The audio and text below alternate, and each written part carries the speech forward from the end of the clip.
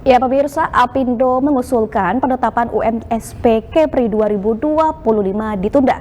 Selain belum ada definisi jelas mengenai sektor dengan karakteristik dan risiko kerja yang lebih berat, perubahan yang tiba-tiba dalam sistem pengupahan dinilai memberatkan pengusaha.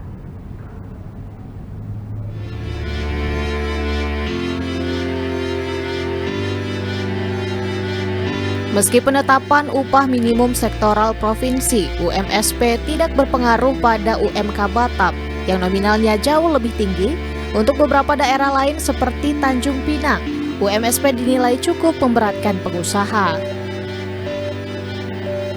Ketua Apindo Kepri Stanley Rocky menyebut, pengusaha saat ini sudah kewalahan dengan kenaikan pajak dan persaingan perdagangan internasional yang semakin memanas.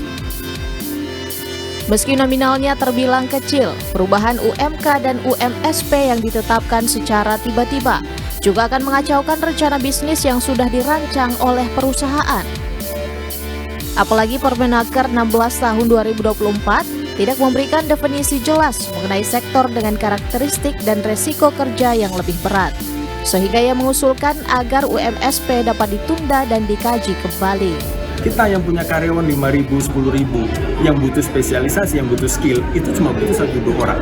Kita ngambil shipyard, yang butuh skill welder, emangnya berapa orang? Karyawan mereka anggaplah 800, anggaplah 1.000 biar gampang hitung. Emangnya berapa persen yang butuh skill welder? Apakah 100% 1.000 orang itu wajib punya skill welder? Tidak. Cuma sekitar 30-40% doang yang sebenarnya kerja bagian welder. Mungkin kalau secara karyawan mereka itu malah lebih kecil weldernya, karena rata-rata mereka kan subkon keluar gitu kan. Jadi intinya per perusahaan akhirnya cuma sekitar 20% sampai 30% yang benar-benar butuh spesialisasi. Pertanyaan saya, UMS itu berlaku untuk pada pekerjaan yang spesialisasi atau seluruh karyawannya kena? Keadilannya dari mana? Emangnya jadi staff accounting tiba-tiba masuk walaupun dia kerja di shipyard langsung dapat upah sektoral?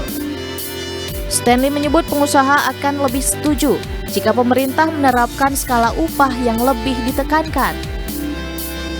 Sebenarnya harusnya UMS itu tidak perlu ada. Kita berharap skala upah yang harusnya ditekankan pemerintah.